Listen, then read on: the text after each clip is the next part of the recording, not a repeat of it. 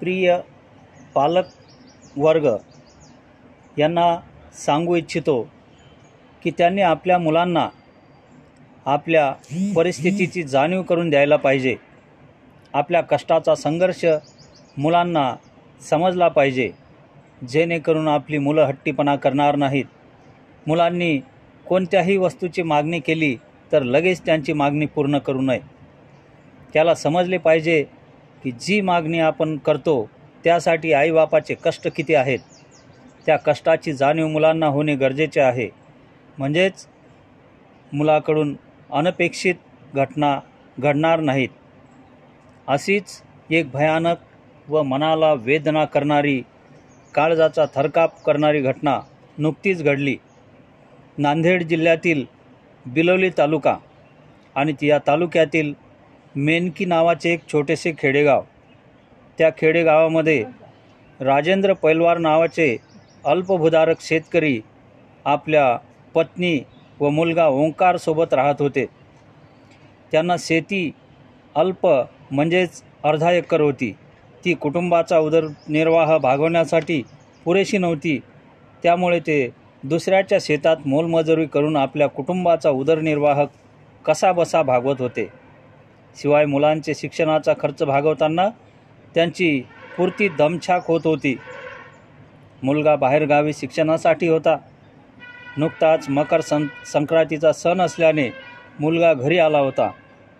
मकर संक्रांतीच्या सणाला नवीन कपडे आणि शाळेचे पुस्तके, मोबाईल द्या अशी आपल्या वडिलांकडे मागणी केली।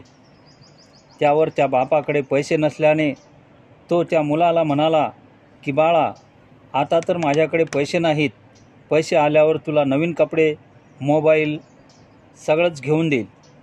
हे बापाचे म्हणणे ऐकल्यावर त्या मुलाच्या मनाला काय वाटले त्याचे त्यालाच माहीत। त्याच्या मनात काय विचार आला किंवा त्याला राग आला असेल।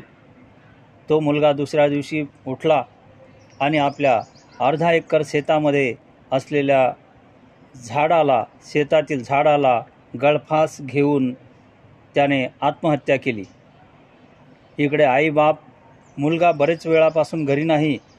गावात सगळीकडे त्याचा शोध घेतात, पण मुलगा काही सापडत नाही। बापाला मुलाची खूप काळजी वाटते की माझा काळजाचा तुकडा कुठे गेला असेल। शेवटी तो बाप आपल्या अर्धा एकर शेतात मुलाच्या शोधायला जातो। तेव्हा शेतातील दृश्य पाहून त्या बापाच्या पायाखालची जमीन सरकते। त्याला खूप मोठा धक्का बसतो आणि ते दृश्य असते की त्याच्या काळजाच्या तुकड्याने म्हणजेच त्याच्या मुलाने आपल्याच शेतात झाडाला गळफास घेतल्याचे। तो बाप मुलाला झाडावरून खाली उतरवतो व त्याचा मृतदेह जमिनीवर ठेवतो। ज्या दोरीने गळफास घेतला ती दोरी मुलाच्या गळ्यातून सोडतो व स्वतः त्याच दोरीने झाडाला गळफास घेऊन आपली जीवनयात्रा संपवतो। ही माहिती सर्व गावभर पसरते। संपूर्ण गावात मुलगा व वडिलांच्या मृत्यूने हळहळ व्यक्त होते। मुलाने जर त्याचा हट्टीपणा सोडला असता तर असा प्रसंग घडला नसता। जर कोणी आपल्या आजूबाजूला गरीब कुटुंब असेल तर त्यांना आपल्या परीने शक्य होईल तेवढी मदत करायला पाहिजे, जेणेकरून अशा घटना घडणार नाहीत।